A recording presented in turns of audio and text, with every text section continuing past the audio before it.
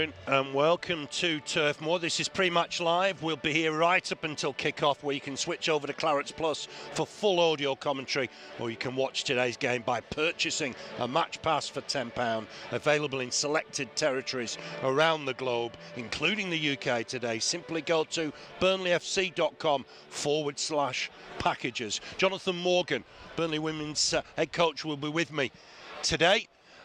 Before we do that, let's just have a look at the lineups for you. Two changes for Burnley: no Vitinho, no Nathan Teller. So in come Manuel Benson and Connor Roberts. Aaron Muric in goal, Connor Roberts at right back, Ian Matson at left back, Taylor Harwood-Bellis, Jordan Bear in the centre.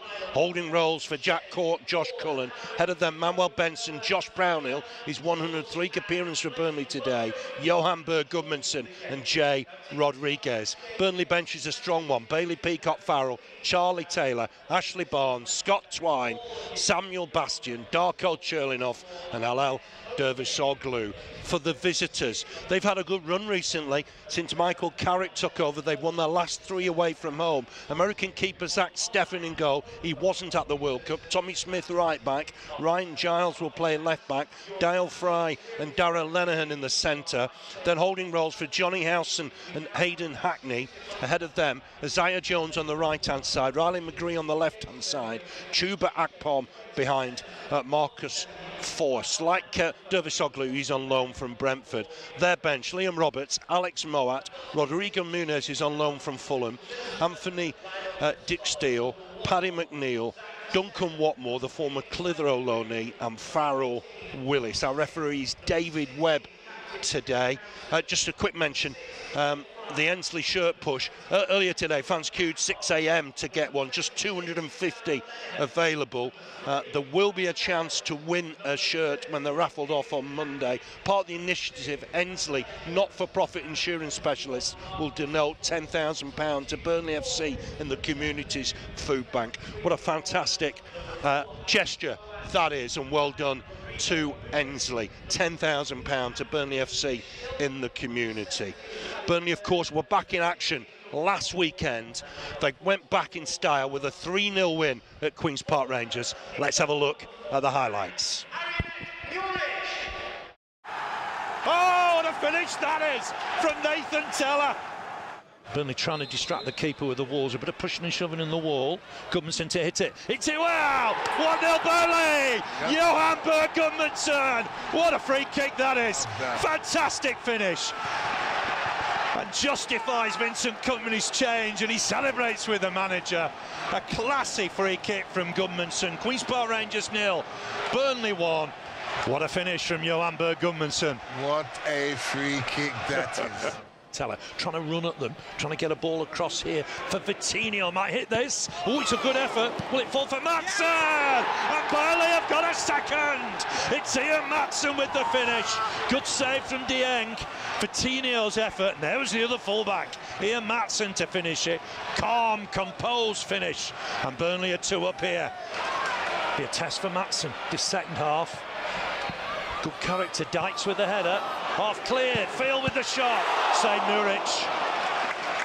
I think the deflection took it into Muric's path, but it's a good save. Rodriguez to head that on. Gudmundsson to try and get there. Dunn to deal with it. Oh, he's shot it short. Burnley won it. And it's 3-0. Oh, what a finish that is from Nathan Teller. He nipped it on the short back pass and hooked it in from their tightest of angles. Burnley have extended their lead. Whoa, what a finish that is from Nathan Teller. Queen's Park Rangers 0, Burnley 3. How's he scored that? Ball into the middle. Burnley should clear it now. No, not quite. Stab forward. Dykes with a touch on. Good save, Muric to his left-hand side. Got a little bit scrappy. That's the final whistle.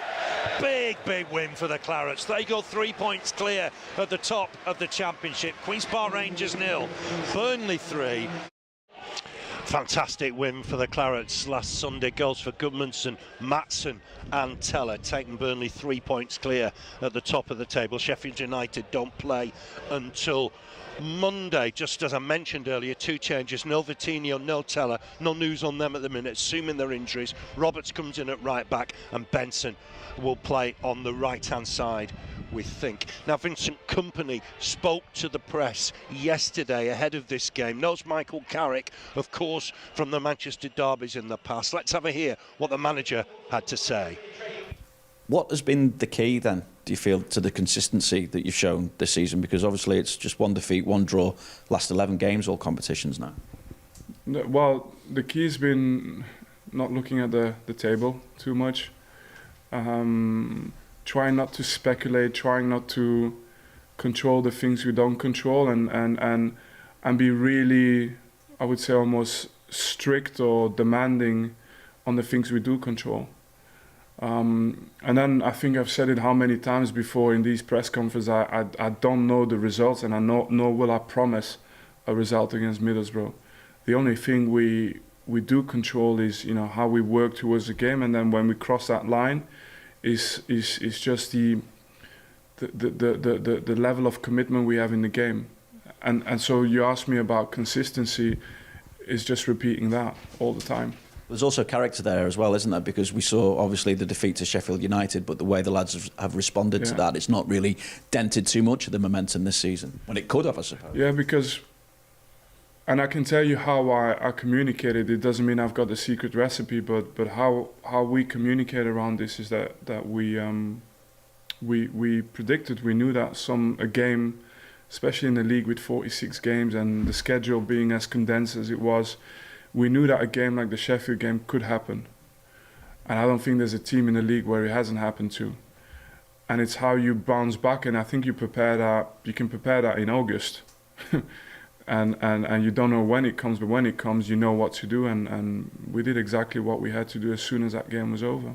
When you're continually looking to improve things, is there scope to add to the squad in January as well? Is that what you're looking to do? Because obviously you did a fair bit of business in the summer anyway. Yeah, it's.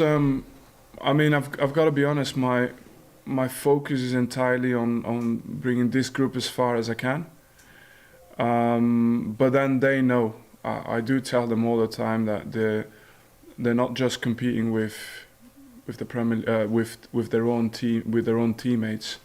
They're competing with every player in the world who's affordable to Burnley Football Club, and they've got to be better than every single one of them, and that's why they're here. And we don't necessarily want change. You know, we want to make them better, and but if someone can make us stronger, we have to improve the team.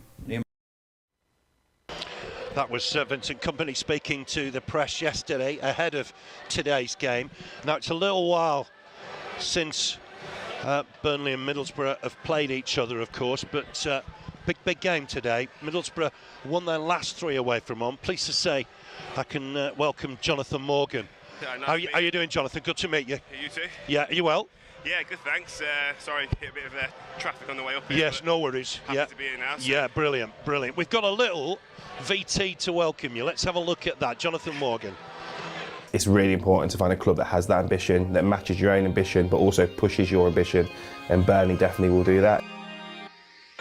And the performances of the girls, and they've had some fantastic wins, some big wins as well. It really sets a great platform for the women's setup to go on, and the way Burnley have ran the women's side and how they've integrated the women's side into the football club has been really, really fantastic.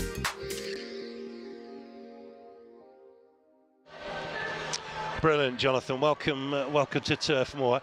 Things are going well for you. The women are doing really well. Yeah, really pleased with the way the season's well halfway through now. How it's gone. We've obviously not lost yet so far this year, which is something we want to see out tomorrow. We've got Norwich in the FA Cup, and hopefully we can go through to the next round and go into Christmas with happy and confident into next season. That's Hyde tomorrow, isn't it? At Hyde's ground. Yes, that's at Hyde FC tomorrow. Just obviously the weather. Fingers crossed on that. Well, yeah, definitely. It was cancelled last week as well, so because of the snowstorm. But I think we might just get this one on this. Brilliant. This week. Well, good luck with that. Thank you. Luck with that. I was just mentioning moments ago, a little while since Burnley and Middlesbrough have played each other. Well, there's a big game towards the end of the 2015-16 season. It finished 1-1. Let's have a look at that now.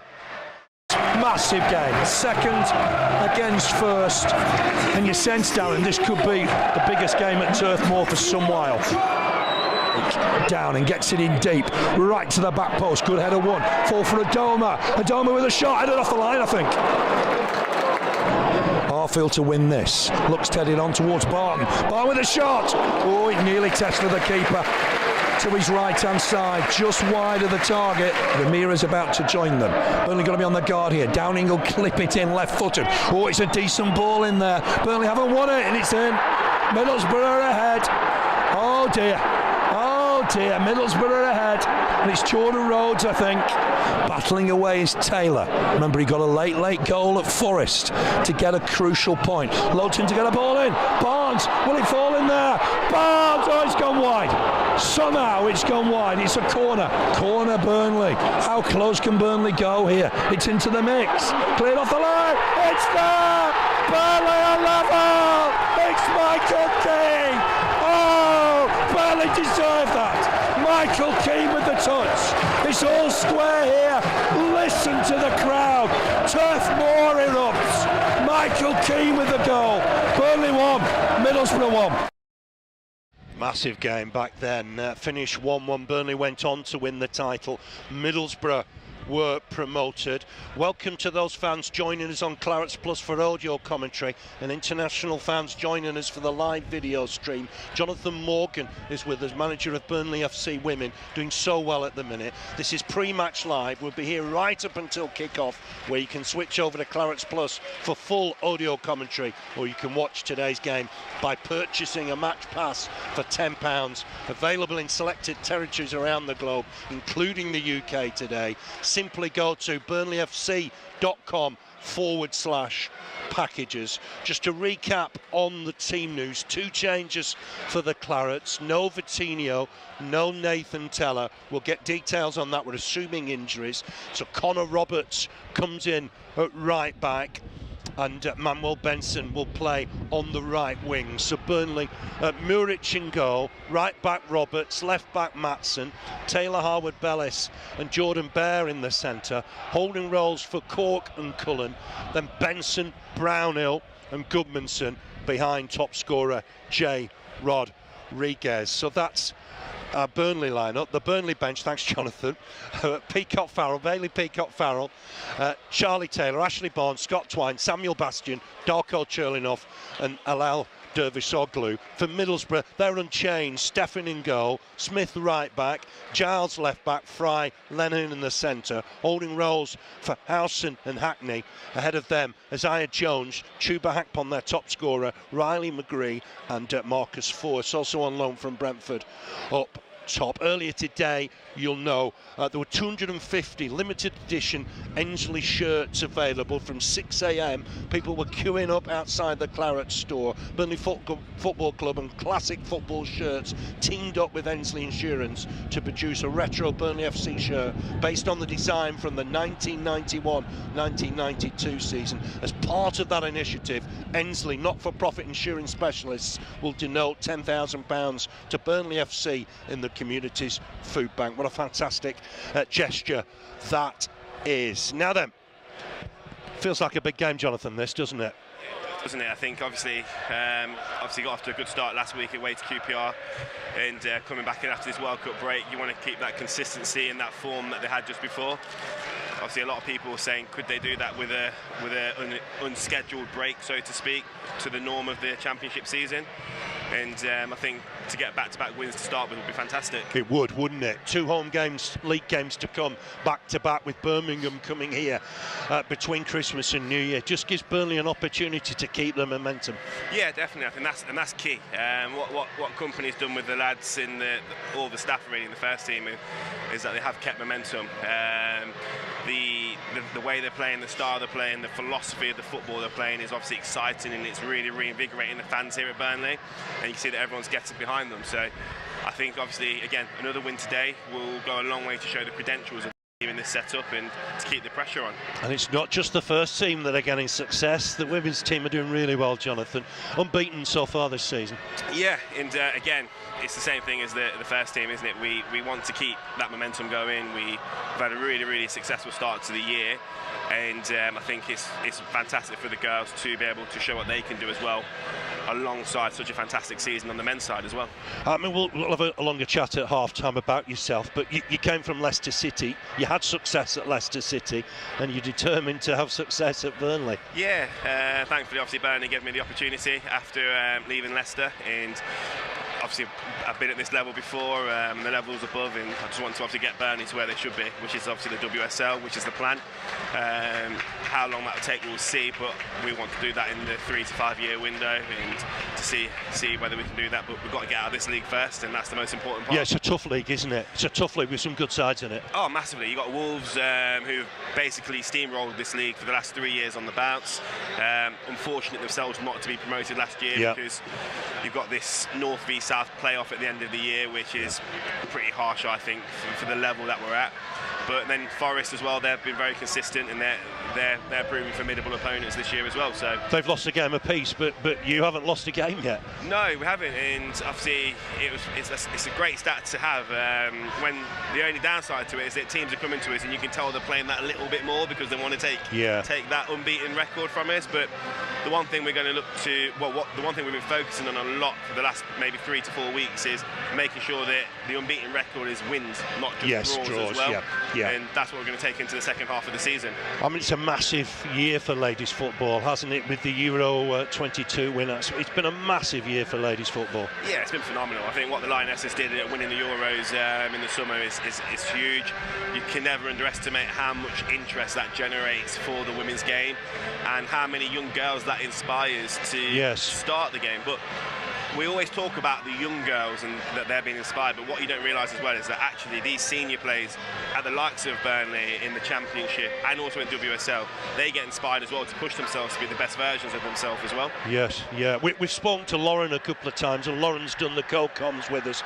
Very ambitious, isn't she? And a super goalkeeper. Yeah, I mean, Lauren, dare I say, has become one of my favourites since I've been here. You can't have any favourites. No, you can't.